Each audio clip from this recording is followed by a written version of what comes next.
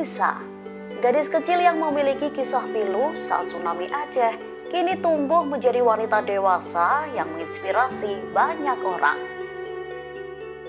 Bencana gempa dan tsunami yang terjadi pada tahun 2004 silam itu telah mengubah banyak hidup Delisa Fitri Rahmadani. Kala tsunami terjadi, ia masih duduk di kelas 2 Min Ulele, Banda Aceh.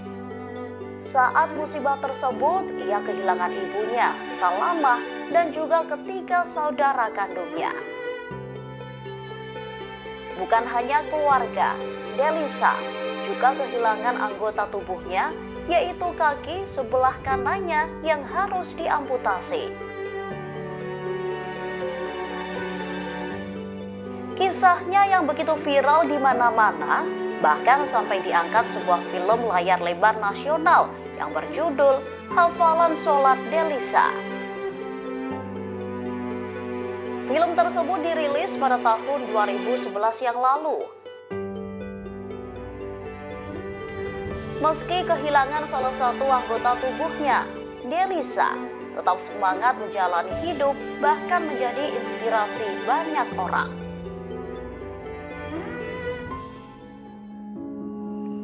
Saat itu usia Delisa 7 tahun, baru ulang tahun ke-11 hari di usia 15 Desember 2004. Jadi Delisa itu tinggal di Ulele. Delisa berkeluarga, kami ada kakak, abang Delisa. Kebetulan saat itu ayah sedang bertugas di Jakarta. Jadi pada malam tanggal 25 itu, karena Delisa baru berulang tahun, kami tuh buka kado ulang tahun, ayah kirim dari Jakarta. Buka kado, setelah buka kado tuh ada isinya boneka, segala macam, termasuk ada untuk kemah-kemah di pantai gitu. Jadi malam itu mungkin udah firasat, jadi kami nggak tidur. Jadi kata mama, ini udah subuh, kita tidur dulu ya, udah mau subuh. Jadi Delisa bangun sekitaran jam 7:30 gitu. Jadi pas itu gempa pertama kan panik tuh, lumayan kan kekuatannya. Jadi mama bawa tuh, Caca gempa bilang gitu kan, Kak Sri bawa keluar. Makam itu bentuknya lorong, jadi lorong bawa keluar. Ada tuh tentara-tentara dari arah laut Ulele. Air laut naik.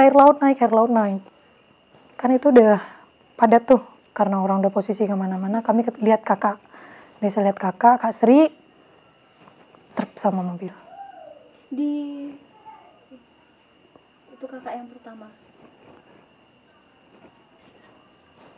Itu berarti nampak di pandangan Delisa sih. Pandangan. Mak, dia menjering gitu kan. Mama kan juga, maksudnya udah lihat, tapi nggak bisa buat apa-apa. Plus kena kami gitu. Pas kena itu terakhir pegang mama, rasanya itu kayak kena aspal, jatuh ke aspal, setengah sadar. Begitu sadar, terapung di air, itu panas terik, tuh. Lihat di sebelah tuh, ada mayat bayi-bayi, ini kan yang udah lehernya putus. Mak, gitu, nggak nyaut. Mak, gitu, ikut terus jalan kan. Paling ujung pohon kelapa, sedangkan kakinya bawah tuh udah nyentuh air, segitu tingginya air. Kena mentong. Delisa lihat aja, sangat gitu. Jalan terus di air, tanah air. Lama kemudian, terikat posisinya. Delisa pikir itu ular awalnya. Kok makin lama makin ketat gitu kan. Terus Delisa coba masukin tangan ke dalam. Tuh masukin tangan itu kan sampah-sampah tsunami itu kita nggak tahu ya. Ada seng, kawat, kayu, segala macam, kaca. Masukin terus tangannya tuh ke dalam untuk megang ini. Takut ular. Dan naik. Tapi lama naik. Karena posisinya perahunya sampahnya goyang-goyang juga. Ini mutusin tuh turun lagi. Ke air. Turun lagi ke air. Terakhir lihat. Bisa pikir air laut lagi. Hitam gitu besar. Ternyata itu PLT Apung. Kapal PLT Apung. Dan tidak beraninya Delisa masukkan ke kepala ke dalam air. Berapa lama tuh, Del? di dalam air tuh? Dan itu tidak sadarkan diri. Masuk ke air gitu. Memang udah hilang gitu ya? Ya. Nggak ingat. Takut sekali karena itu air lagi. Takut sekali itu bayangan ini ombak nih. Masukin lagi ke dalam. Sampai hari kedua ditemukan. Hari kedua ditemukan itu posisinya sore jam 4:30 gitu. Hujan di Lamtemen, samping Gudang Kurnia. Jadi posisi badan itu di bawah batang kelapa. Kaki yang sakit ini, yang kiri ini di atasnya. Di atas posisi begini. Posisinya begitu, lumpur.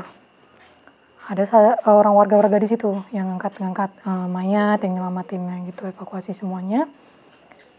Ada nama Pak Didi nyelamatin. Gitu. Dia mau ngangkat, bergerak. Pak Aus. Oh ini masih ada nih, masih hidup nih, dia bilang gitu.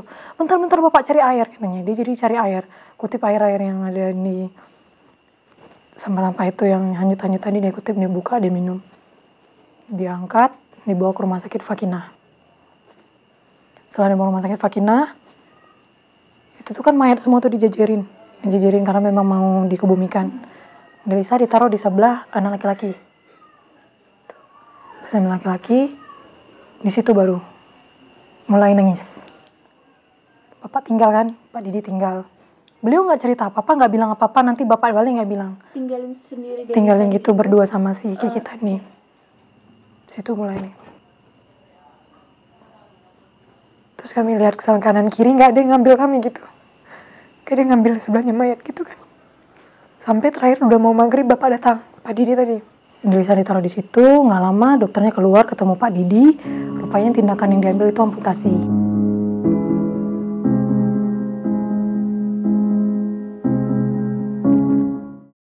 Download Tribun X sekarang, menghadirkan lokal menjadi Indonesia.